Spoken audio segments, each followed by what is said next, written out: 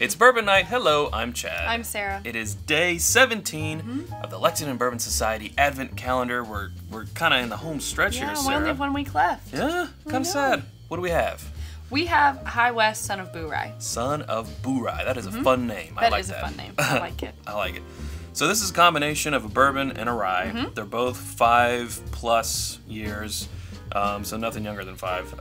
And the bourbon content is 75% corn, 20% rye, 5% malted barley. And so the rye content is 95% rye, 5% malted barley. Yeah, so you take the two, mash them together. And you get this. And you get this. This is around $40 MSRP for this guy, and we've never had this before. I've never had this. You've been looking forward to it, right? I am. I'm excited. Yeah, High West. Yeah. So we'll see. Let's dive in. It has a really pungent nose. It does. I smell the sweetness. There's like some sweetness, some dark fruit. I think there's some cinnamon, but there's also this like greenwood smell. I was gonna say it actually smelled like, when I said sweet, I was kind of meaning like the corn was really showing through, which is odd when it's a combination of a very high rye. And just, 75% is a pretty typical mash bill for bourbon.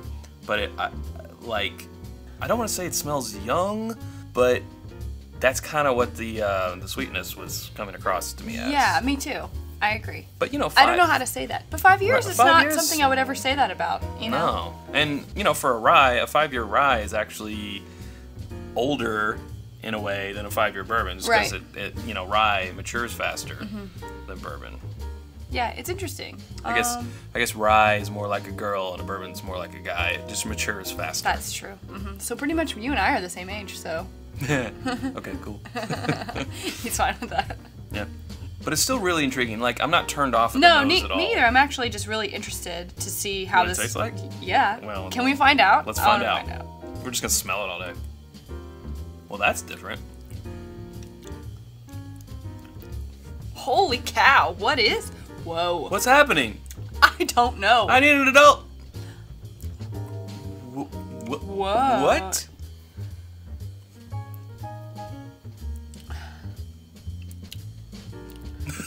Puzzling. I'm not sure what just happened to me. That was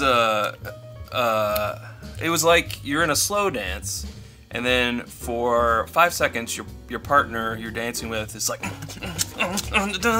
and then you just go right back into the slow dance. Yeah. Or something. Or they just like Has anyone ever done that to you? No. I'm sorry about that. They change the dance tempo to you're doing a waltz and they go marimba or whatever. I don't know song or dance names, but whoa. I'm not even really sure what to say right now. Second taste. There's like a candied fruit taste at the very, very beginning with a sweetness. Very sweet. That I don't like because I just don't like the sweetness personally. And it just jumps around to all these crazy flavors. It's like savory for a second. No, wait, it's back to fruit. No, wait, now it's spicy. And then it's sort of just like I just saw a magic trick and I'm not really sure what happened. And I don't know if it was good or bad. But it was like, poof, now it's gone. I have to say, the second time you taste it, it's not as crazy. No, not as crazy. But it's because I know it's coming, too. Yeah. It's more, I don't want to say one note, but it's less notes. This is the second time. But yeah, it's like this crazy sweetness in the very beginning. Yeah. And then kind of the rye kicks in. It's like, here's a little bit of pepper. And then here's some wood notes. Are we going to go woody on the finish? No, not really. We're going to pull back. And we're just going to stay middle of the road. Middle of the road. It's very Frankenstein. Yeah. I don't know what to think. I don't know what to think either. I feel like I would need like another pour, and unfortunately we only had 1 ounce. Yeah. To really kind of figure out what's going on here. I wasn't expecting it to be this complex. Well, I don't like the front. I know that. But I'm okay with the, the finish.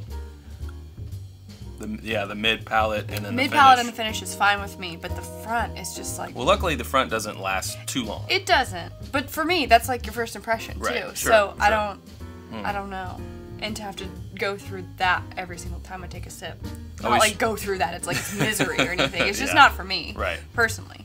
We should also say it's a 92 proof, so it's not that high of a proof. That would explain why it's, you know, there's no real burn. It's There's really, no burn. really easy. It's pretty smooth, especially considering that it's 20% rye in the bourbon and then a 95% rye in the rye.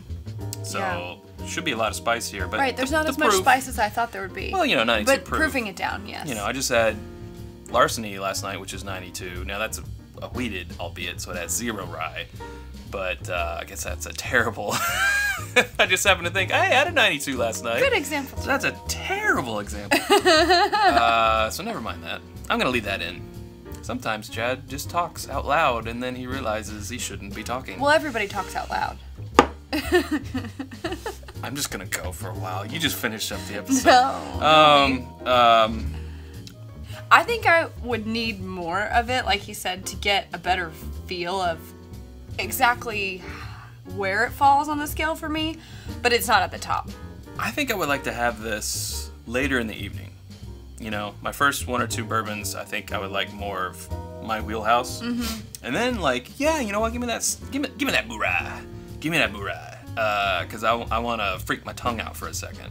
And then I think once you're more acclimated to drinking, that front end might not bother you as much, and you might just be able to concentrate on the mid palate and the finish and be like, hey, this is actually, you know, a more unique type of experience. Possibly. Might have to get a bottle and try that out sometime. Yep. So. But we don't really see it around here in our parts. No, I've never seen it on the shelf. I've seen it in other states, but it's kind of harder to come by here in Kentucky. But at $40 MSRP, I would say it would be worth that money. I mean, I'd recommend it. I definitely think everyone should take this trip just to see how they feel. If those are your flavor profiles, you're going to have a great trip. So, but I think that's all from this 1 ounce sample, half an ounce each, that we can really say about this. But still intrigued, gotta say. Yeah. Still intrigued. You're not so much on board. No, I'm not so much on board with this one. Well. So I can't say I would fully say go and get it if you see it. But if you see it, I mean, if you're only out $40, then yeah. Not like $40 is nothing, but better this than something that costs $100. So I feel like someone, if you don't like it, someone in your group will like it. Is really gonna be like, hey, this is crazy. This is my jam. Yeah. So if you like more out there funky stuff, then I think you should try this one. Yeah, for sure. Cool. All right. Well, thanks, Sarah. Thanks, Chad. Okay. Look forward to tomorrow. We have another E.H. Taylor product that we're going to dive into, and then a single barrel. Yeah, we're in the home stretch. Yeah, and then we're gonna round out our week. Yeah. It is sad, but this has been fun. Yes. All right. Until next time, drink more bourbon.